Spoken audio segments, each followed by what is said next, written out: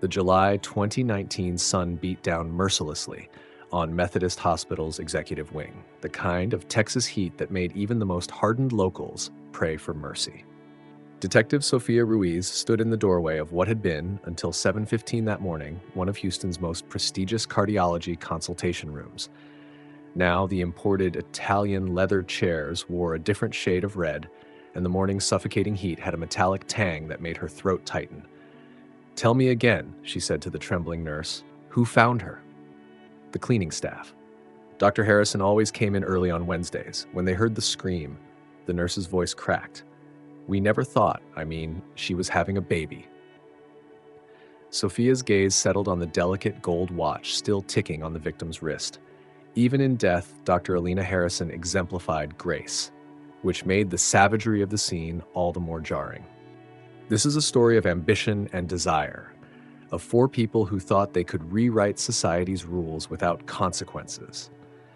It's a story of how the prestigious circles of River Oaks, Houston's wealthiest enclave, became the backdrop for a tragedy that would shock Texas society to its core.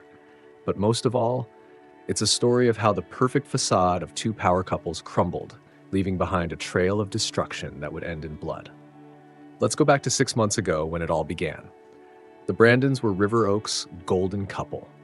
James Brandon had transformed his father's failing oil equipment company into a green energy empire, making headlines with a $2.3 billion deal that would revolutionize Texas's renewable sector. His wife Victoria, the owner of Houston's most prestigious contemporary art gallery, had orchestrated their rise through society with the same precision she used to curate her exhibitions. At 42, she'd perfected every detail of her life, from her honey blonde hair that cost more than a used car to her carefully cultivated social connections. But perfection, as Victoria would learn, is a fragile thing. 20 minutes across town, in a historic mansion in Southampton Place, lived the Harrisons. Rhett Harrison came from old Texas money. His family had owned the same 300 acres in hill country since before Texas was a republic. As one of the state's most sought-after corporate attorneys, he'd added his own chapter to the family legacy, though he wore his success with the easy confidence of someone who'd never known anything else. His wife, Elena, was different. The daughter of Mexican immigrants who'd settled in San Antonio, she'd worked her way through medical school, waiting tables, and graduated top of her class. By 38, she'd become the youngest head of cardiology at Methodist Hospital, her research publications making waves in medical journals across the country. Elena brought a fierce intelligence and raw authenticity to River Oaks' carefully choreographed social dance, qualities that would eventually prove both irresistible and dangerous. Their worlds collided on a warm January evening at the Houston Symphony's annual gala. Victoria was on the board, Elena was being honored for her philanthropic work with the hospital's children's wing, and their husbands were discussing energy policy at the bar. It should have been just another society event, another night of practiced smiles and polite conversation. But something sparked between them, a recognition perhaps of kindred spirits hiding behind social masks. When Elena mentioned her interest in contemporary art, Victoria offered a private tour of her gallery. When James discovered Rhett shared his passion for sailing, a weekend trip to Galveston was arranged. Simple enough beginnings. None of them could have known then where it would lead. That 6 months later, Elena Harrison's blood would stain imported Italian leather, and Detective Sophia Ruiz would stand in a doorway wondering how Houston's perfect couples had descended into tragedy. But perhaps the signs were there from the start. In the way Victoria's smile never quite reached her eyes when Elena charmed a room, in the lingering glances between James and Elena during those early dinner parties, in the quiet intensity with which Rhett watched them all, like a man studying a chessboard before making his move. The game had begun long before any of them realized they were playing, and by the time they understood the stakes, it was far too late to walk away. Their first real evening together happened at Brasserie 19, where River Oaks elite went to see and be seen. Victoria had chosen the restaurant carefully, intimate enough for conversation, public enough to seem casual. She watched Elena arrive, turning heads in a simple black dress that probably cost more than most people's monthly rent. Rhett followed, his hand resting lightly on the small of his wife's back, while James rose to greet them with the easy charm that had helped build his empire. The gallery opening was magnificent, Alina said after their drinks arrived, her dark eyes bright with genuine enthusiasm. That emerging artist from Austin, his work reminded me of early Rothko, but with a distinctly Texan edge. Victoria felt a flutter of surprise. Most of her social circle praised her exhibitions without any real understanding of the art, but Elena spoke with knowledge that went beyond superficial appreciation. "You know Rothko?" Victoria took a careful sip of her wine. "I spent my residency years in New York," Elena explained. "The Rothko Chapel was one of the first places I visited when I moved to Houston. Something about the meditative quality spoke to me after 18-hour hospital shifts." As the evening progressed, layers began to peel away. James and Rhett discovered they'd both sailed competitively in college. Victoria learned that Alina painted in her rare free time. They shared stories about their climb through Houston society, the missteps, the victories, the carefully cultivated connections. "God, remember the Morrison benefit last year?" Alina laughed. "When Margaret Van Houten showed up wearing the exact same Valentino as her arch rival?"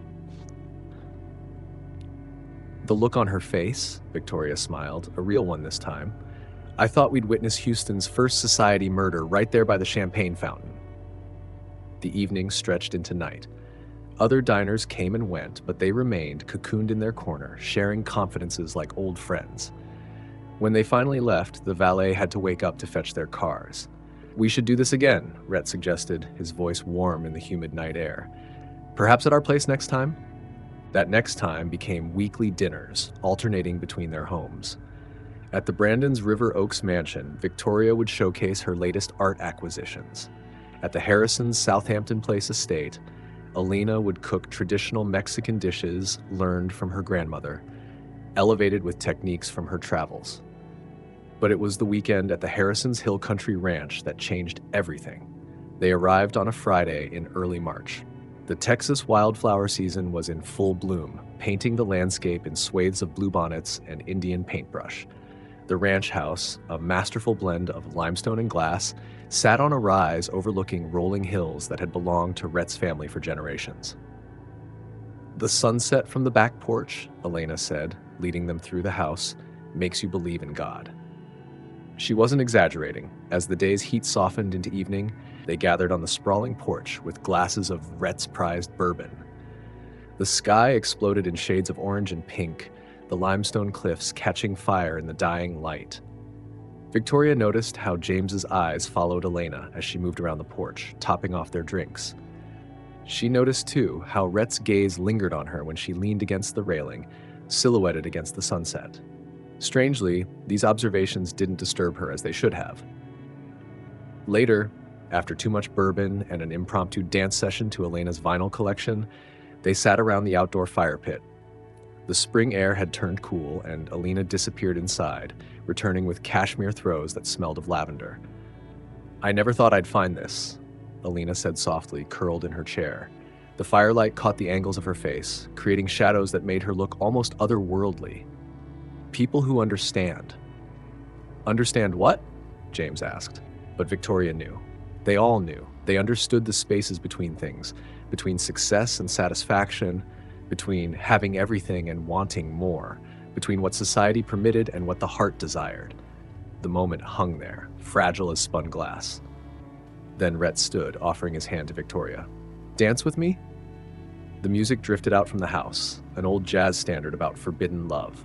As they swayed on the porch, Victoria caught glimpses of James and Alina, still by the fire, their heads bent close in conversation. Something shifted that night, like a key turning in a lock. None of them spoke about it on the drive back to Houston the next day. They were too sophisticated, too conscious of their positions in society to acknowledge the change overtly. But it was there in every lingering touch, every held gaze, every moment of silence that stretched a beat too long. They were stepping onto a path that would lead them places they never intended to go.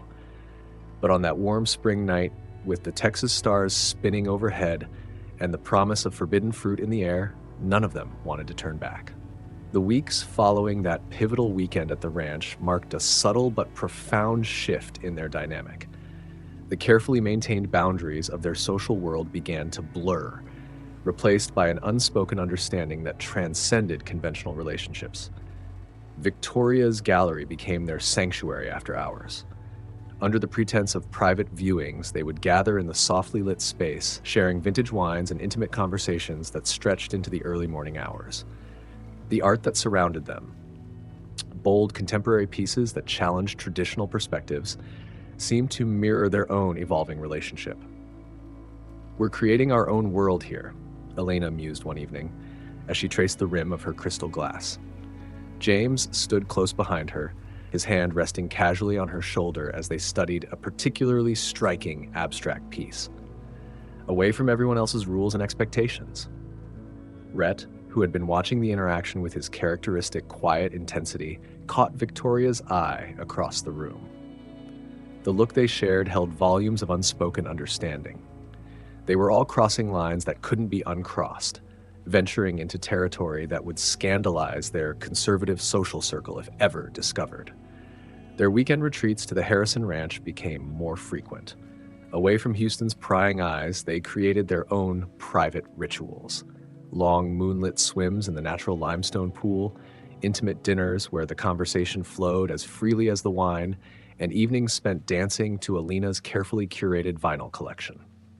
The traditional boundaries between couples dissolved, replaced by a fluid intimacy that felt both natural and dangerous. Victoria noticed how James would seek out Elena during their gatherings, their conversations becoming increasingly private. She observed the way Rhett's hand would linger on her lower back as he guided her through the ranch's winding paths. What surprised her most was her own reaction. Not jealousy, but a complex mixture of liberation and power. They were all willing participants in this carefully choreographed dance of desire and trust. But beneath the surface of their sophisticated arrangements, currents of emotion ran deep and dangerous. Victoria caught glimpses of something more intense developing between James and Elena. Looks that lasted too long, touches that seemed more than casual. She told herself it was all part of their arrangement, their modern approach to marriage and friendship. Yet something in Elena's laugh, in the way James's eyes followed her, suggested a connection that went beyond their tacit agreement. As spring deepened into summer, their private world became more consuming. They maintained their public personas, the power couples of River Oaks, pillars of Houston society, but their real lives played out in the spaces between. The gallery after midnight, the ranch house under starlit Texas skies, the private rooms of the Magnolia Room where they could be themselves, free from society's judgment. None of them discussed the future.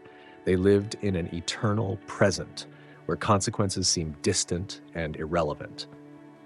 But Victoria, ever the curator, ever the observer, began to sense subtle shifts in the dynamic, small changes that would eventually lead them down a darker path than any of them could have imagined. The turning point came on an unusually cool April evening at the ranch. The bluebonnets were fading, but the Indian paintbrush still painted the hills in strokes of fierce red against the twilight sky. They had gathered for what had become their usual weekend retreat, but something in the air felt different. Elena had been unusually quiet during dinner, picking at Victoria's carefully prepared coq au vin. She declined the wine, a rare occurrence that should have been their first clue. As they moved to the living room, where the limestone fireplace held a gentle flame against the spring chill, Elena stood suddenly, drawing all eyes to her. "I have something to tell you all," she said, her hand unconsciously moving to rest on her stomach. James, who had been deep in conversation with Rhett about a new wind energy project, looked up sharply. Victoria's fingers tightened around her wine glass. "I'm pregnant." The words hung in the room like smoke, heavy and transformative. Rhett's face broke into a smile, but Victoria, ever the observer, caught the momentary flicker in his eyes as they darted toward James. She watched as her husband's face cycled through emotions: surprise, joy, and something else, something that made Victoria's chest tighten. "Almost 12 weeks, Elena continued, her voice soft but sure. "The fertility treatments were successful." Victoria's mind raced through calculations. 12 weeks. That would mean January, right around when their arrangement began. She took a long sip of wine, letting the bitter taste ground her as congratulations filled the room. "This is wonderful news," Victoria heard herself say, her social training taking over. "Simply wonderful." But even as she spoke, she could feel the delicate balance they'd created beginning to shift. The careful choreography of their private world was about to be upended by this new life growing inside Elena. As the evening progressed, Victoria watched the subtle changes already taking place. The protective way Rhett hovered near Elena, the intense look James gave her when he thought no one was watching, the way Elena seemed to glow with a new kind of power, as if the life inside her had granted her special status in their carefully constructed world. Later that night, as they prepared for bed in one of the ranch's guest rooms, Victoria caught her reflection in the antique mirror. She looked exactly the same as she had that morning, and yet everything had changed. Their perfect quadrilateral had become unbalanced, and in that imbalance, Victoria sensed the seeds of destruction. She thought about the fertility treatments Elena had mentioned. As the wife of one of Houston's most prominent attorneys, Elena would have had access to the best medical care. But Victoria couldn't shake the feeling that there was more to the story, more that wasn't being said. What no one knew, what no one could know, was that this pregnancy would set in motion a chain of events that would end 3 months later in a pristine medical office, with Detective Sophia Ruiz standing over Elena Harrison's body, trying to understand how Houston's perfect couples had descended into tragedy. In the weeks following Elena's pregnancy announcement, subtle changes rippled through their carefully constructed world. Victoria noticed it first in the small things, how their usual foursome dinners became centered around Elena's cravings, how conversations inevitably turned to nursery plans and medical updates. Being both a renowned cardiologist and expectant mother, Elena naturally commanded attention in their social circles, her pregnancy adding another layer to her already considerable prestige. Victoria watched from the periphery as her gallery openings, once the talk of River Oaks, became mere preludes to discussions about Elena's groundbreaking research and her impending motherhood. Even James, whose attention Victoria had orchestrated so carefully throughout their marriage, seemed drawn into Elena's orbit. He would linger after their dinner parties by engaging Elena in lengthy conversations about the latest prenatal research and offering to connect her with top maternal care specialists through his medical technology investments. The Harrison Ranch weekends, once their private sanctuary, transformed into something unrecognizable. Where they had once shared intimate conversations by the fire pit, now Rhett and Elena entertained a parade of well-wishers, prominent doctors, society matrons, even their previously estranged family members drawn back by the promise of a new generation. "We should think about converting the East Wing guest room into a nursery," Elena mentioned one Sunday morning as they sat on the ranch's veranda.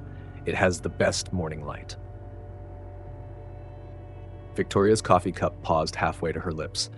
The East Wing had been her sanctuary during their weekend retreats, her private space in their shared world. Now, like everything else, it would become part of Elena's expanding domain.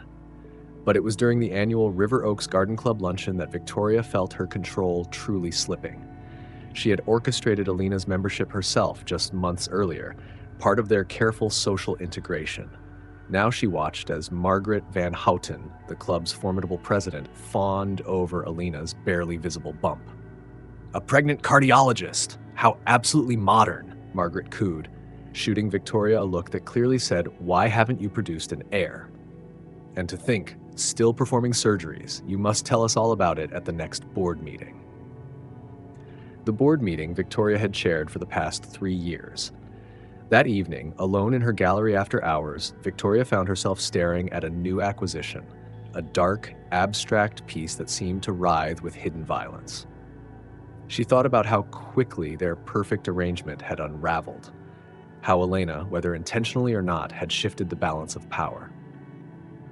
James came home late that night, his collar carrying a trace of Elena's signature perfume, a scent Victoria herself had helped her select at Neiman Marcus months ago.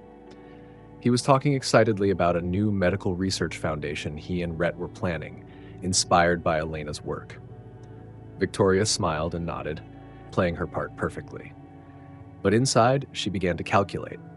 She thought about Elena's early morning appointments at Methodist Hospital, about the predictability of hospital security shifts, about how many times she had heard Elena mention the private entrance she used on Wednesdays. Perfect facades, Victoria knew, required perfect maintenance. And sometimes maintenance meant elimination of threats.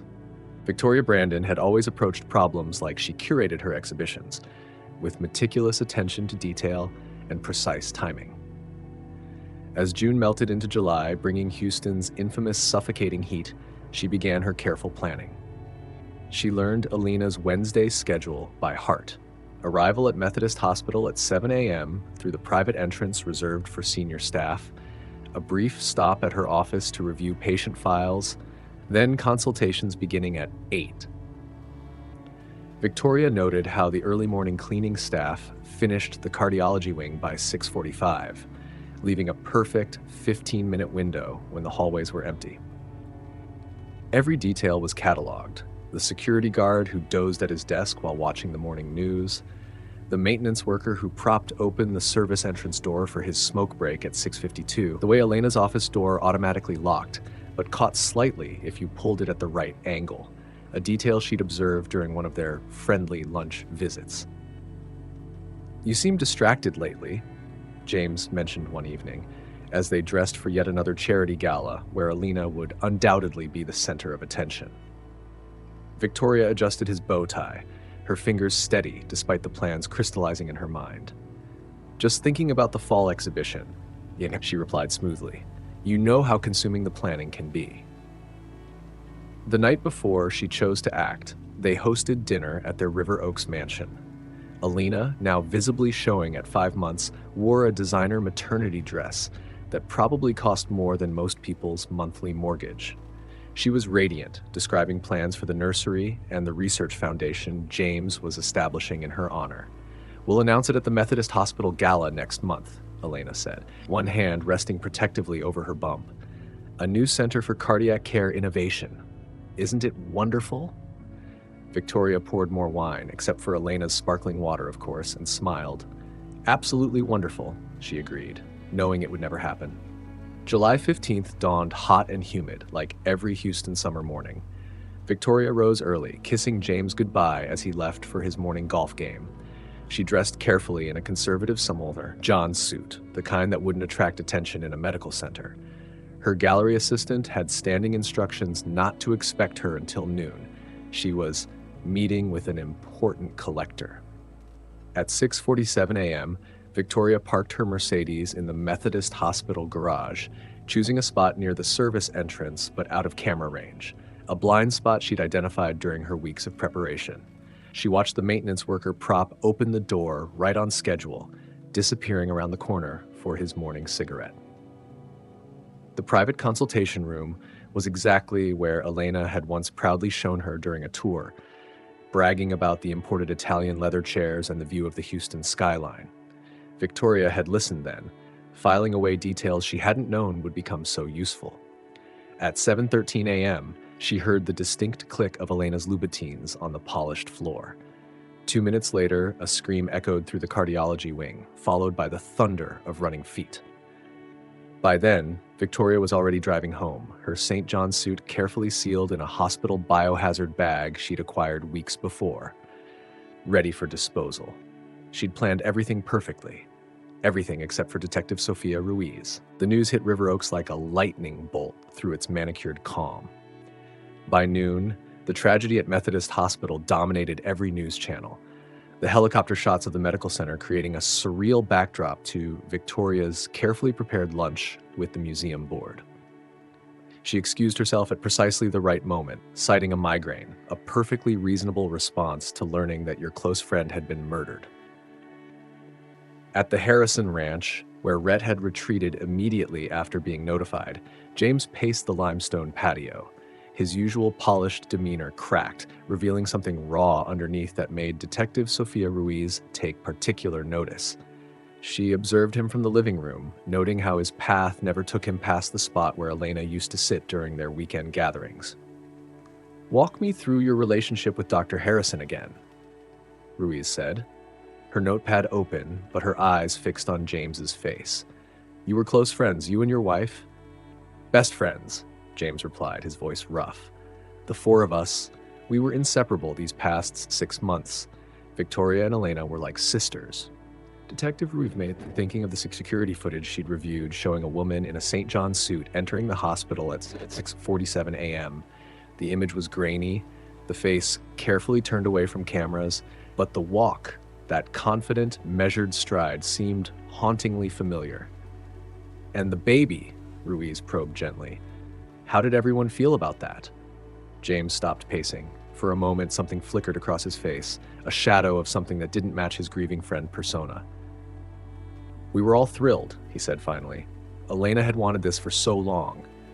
But in the kitchen, one of the Harrisons' staff had a different story to tell. She spoke of tensions, of overheard arguments, of Mrs. Brandon's increasing silence during their weekend gatherings, of how Mr. Brandon's eyes followed Dr. Harrison whenever she entered a room.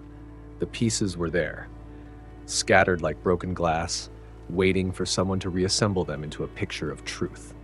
Detective Sophia Ruiz pieced together the events of July 15th methodically, like assembling a dark puzzle.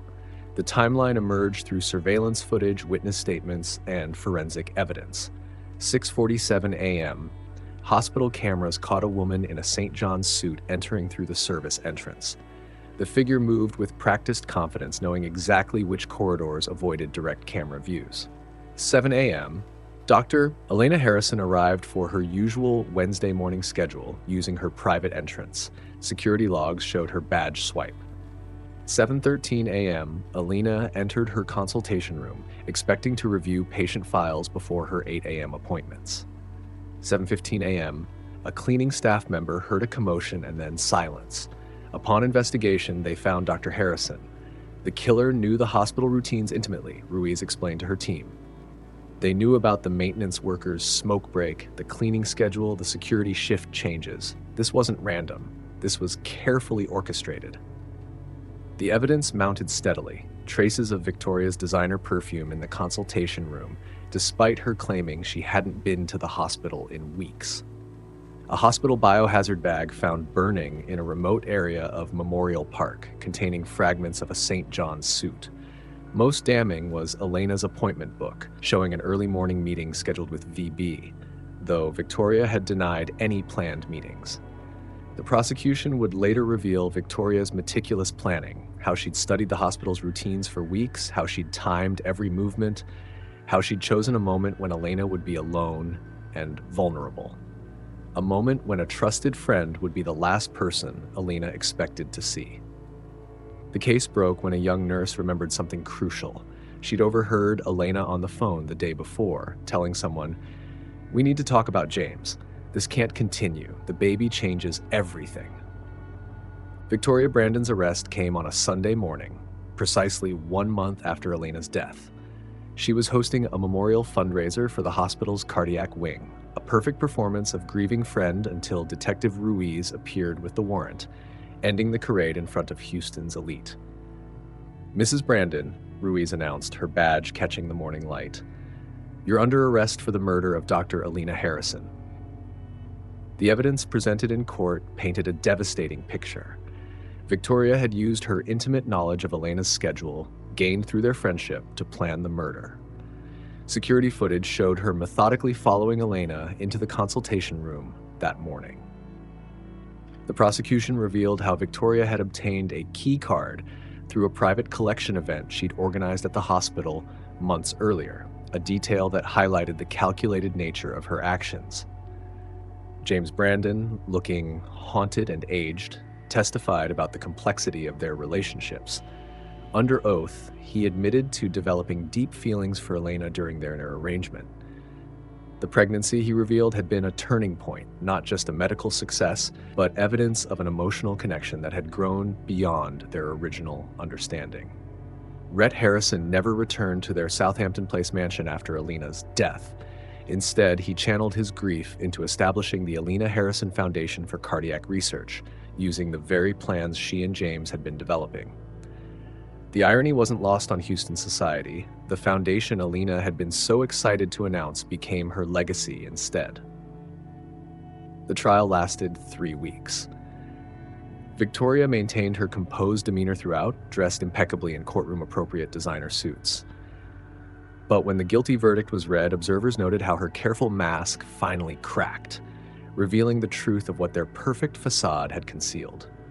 Detective Ruiz, watching from the gallery, thought about the surveillance video she'd studied countless times, how Victoria's confident walk into the hospital that morning matched perfectly with her stride out of the courtroom in handcuffs. Both moments captured a woman who believed she could orchestrate everything, even murder, with the same precision she'd used to curate her art exhibitions. In the end, River Oaks golden couples became a cautionary tale, whispered at charity galas and society luncheons. Their story served as a reminder that beneath the polished veneer of wealth and sophistication, passion and betrayal could destroy even the most carefully constructed worlds. James threw himself into the Foundation's work, a form of penance perhaps, while Rhett retreated to the Hill Country Ranch, where the ghost of Elena seemed to linger in every room. And Victoria, her perfect facade finally shattered, faced life in prison, plenty of time to contemplate how her carefully curated world had unraveled through her own desperate need for control.